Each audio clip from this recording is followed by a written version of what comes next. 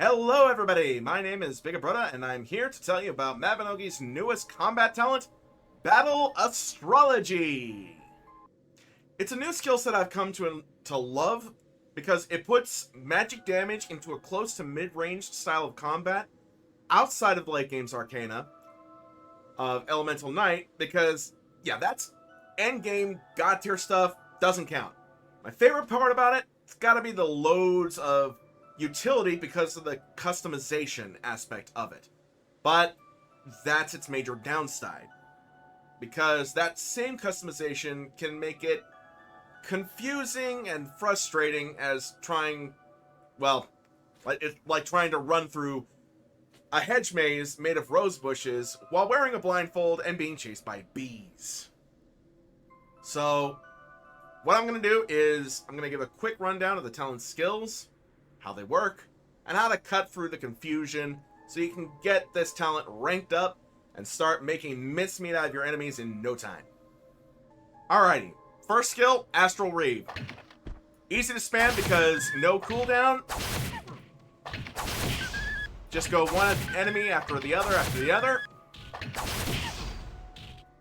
The downside though is, despite the fact that it can be spammed and it does decent damage, it might not do as much compared to other skills of the set. Next skill, Nova Blast.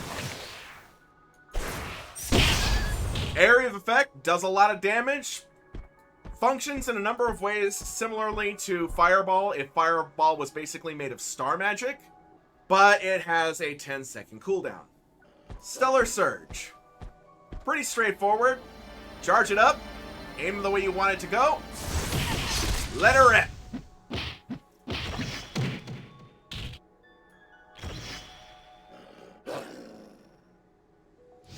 Also worth noting, warrior skills are, for the most part, usable with scythes, so you can still do warrior even as you're doing this. Fourth skill, Meridian Sweep. Loads up quick, perfect for dealing with multiple annoyances right in front of you. And of course, since it's basically a whirlwind of death using a scythe, it's just loads of fun. I find it to be one of the coolest ones just because it's hard to really imagine a game that uses a scythe be good if it doesn't just have that whirlwind of death. And Meridian Sweep handles that very, very well. Okay, fifth skill, Orbital Pulse. Orbital Pulse functions a little bit like Windmill. Point blank AoE. But, yeah, if there had been any survivors here, they would have had a very bad time because there would have been a period of about 4 seconds where they were stunned and could do nothing. Absolutely great if you're in a team and you need to pin enemies down for a little bit to give your allies some, give them some breathing room. All right, next up, Starlight Veil. Now, in its defaults, it can be modified to have an attack, but in its default state, it does not have any attack. It is instead a support skill that will heal allies in your team and debuff enemies by reducing the amount of damage they do to you and your team. And that is the wrong skill.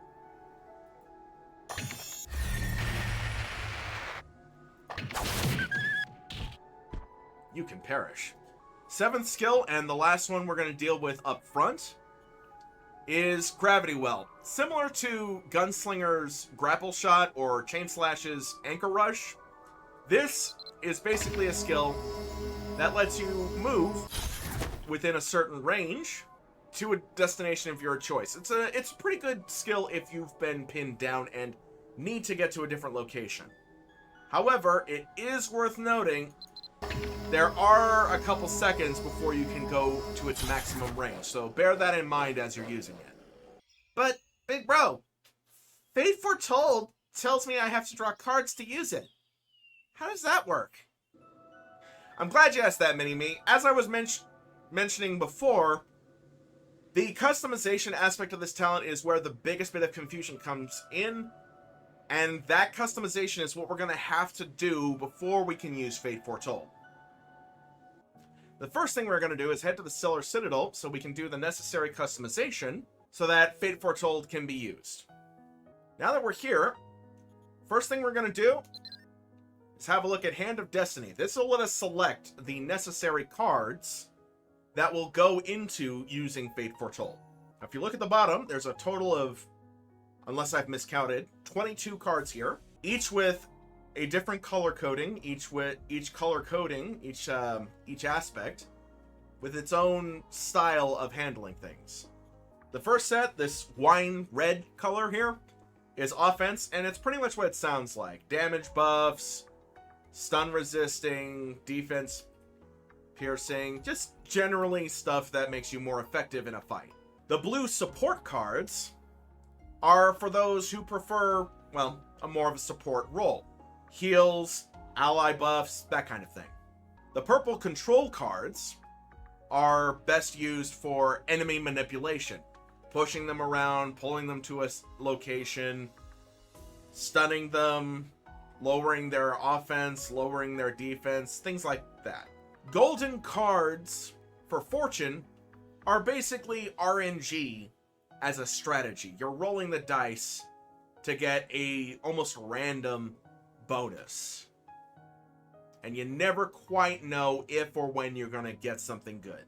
Now, ideally, when you're starting off, when you're just training these skills, you're going to want to diversify your skills. You're going to want to diversify the cards you put into Hand of Destiny. So what you might want to do, since you'll start off with only 3 cards available to you, is take a skill like the Emperor from offense, take a skill like the Moon from support, and let's say the World, Sawarudo, from control.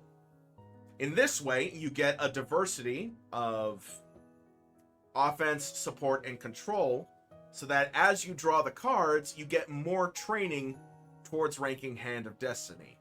When you're able to get a 4th card, then you can add in a fortune card, such as the Fool, so you can get the full spectrum and just get that skill up there. Now, some of you are probably looking at these card synergies on the right side and saying, oh, hey, I would love to get these bonuses. I did too, but my recommendation, stick with a diversity of card styles, generalize at first to get your skills up, then specialize and go for the card synergies you'd like to when you're done. I'm going to cancel this, and that should give you the necessary cards that you'll end up drawing.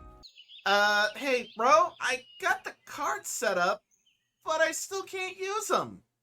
I'm getting there. Hang on. Anyway, now that your cards are set up, let's bring up Celestial Conjunction, and this is how you're going to customize your skills to function to your liking.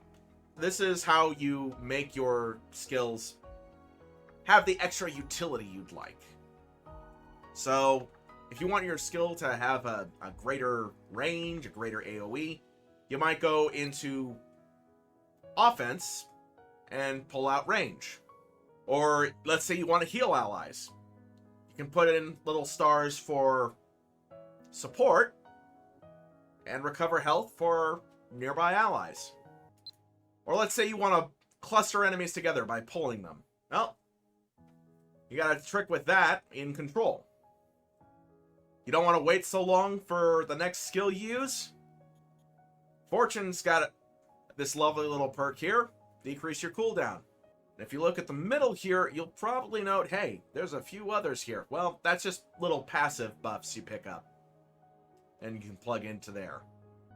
Now then, you may have noticed before that my synergy of cards was mostly offensive, and so for that reason, the majority of stars plugged into a number of these skills lean more to a combative role. The result is a lot of these skills have a combat aspect to them, so that I have 5 different skills that can draw that card. Now, as I previously mentioned, you want to make sure you have a diversity of the aspects as you're training. So you'll want to make sure at least one of each of these is a different aspect. You'll want to make sure at least one of them is combat, at least one of them is support, control, and so on. Now, this is very important. I cannot stress this hard enough. When I say you want to have at least one skill out of this little pie chart, at least one skill be each different aspect attunement, do not, and I cannot stress hard enough, do not rely on fate foretold for any of them. Alright? You will get stuck in a catch-22 of needing to use it and then not being able to because you haven't pulled the necessary cards in order to pull the card. It doesn't work. As such, when setting up the aspects for your other skills, focus on the other 7. Ensure that at least 4 of the other 7 are dedicated to the necessary aspects so that you can get all your training done without having to come back here and retweak. Make sure that you've set up the necessary aspects, the necessary attunements, so that you don't necessarily have to keep coming back here just to make sure that your cards work. Hey, sorry, big bro, but what if I have a bunch of perks I really like, but I can't get the aspect I need for training? Hey, don't worry about that. Every category of Celestial Conjunction at the bottom of the list has an extra little perk that will overwrite everything else to force it to be that aspect. So let's say I wanted to take Meridian Sweep, which has mostly just combat perks in it, and I wanted to make it Fortune. Well, let me undo Quick Recovery here. Grab Make Fortune aspect, plug it in, and ta-da! It'll now be able to draw a Fortune card when used. I'm going to put this back, though. And if you're wondering how I undid it, I just right-clicked the star. Oh, okay. I think I got that done. What now? Okay. Now that the prep work is out of the way, let's head back out and draw some cards. As one last side note, make sure you have a scythe and an orb equipped. If you find yourself without either or needing to replace one, Delaney here in the Citadel has her own little shop that sells them anytime.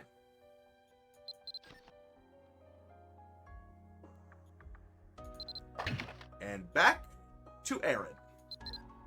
So if you look over to my astrology cards here, you can see the next astrology card in line to be drawn. You also see a fraction on the bottom. That fraction is basically the number of Battle Astrology skills needed to draw that card. So what I'm going to do now, what you're going to want to do now, is just start spamming skills.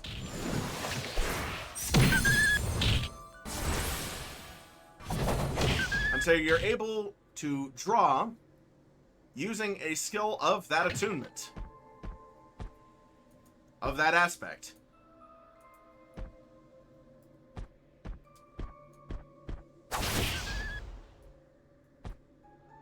And I just drew the card, the Sun. Now it's just a matter of rinse and repeat. Don't even have to make sure that the skill hits something, just keep her going. And here we go. Now, I've drawn all the cards in my deck. Time to load up Fate Foretold and tell them that their fate is death and defeat. Awesome. Thanks, Big Bro. Thank you all for watching. I hope this helps you get a good start on this wonderful new skill set we all get to play with. Helps you train. Once you get everything, all your training done, go ahead, go back, fine-tune however you like. But this should be a good starting point to get your skill ranks up. If you like what you saw, please subscribe and give me that beautiful thumbs up. If you have questions for our other skills sets or aspects of Mabinogi, hey, let me know in the comments. I'll see if I can't give some advice on that as well. If you'd like to catch me when I go live, I stream on Twitch most Thursdays, Fridays, and Saturdays, with Friday being my normal night for Mabby streams. If not, hey, thanks for stepping by and watching this video. And remember, stay safe, stay healthy, stay awesome.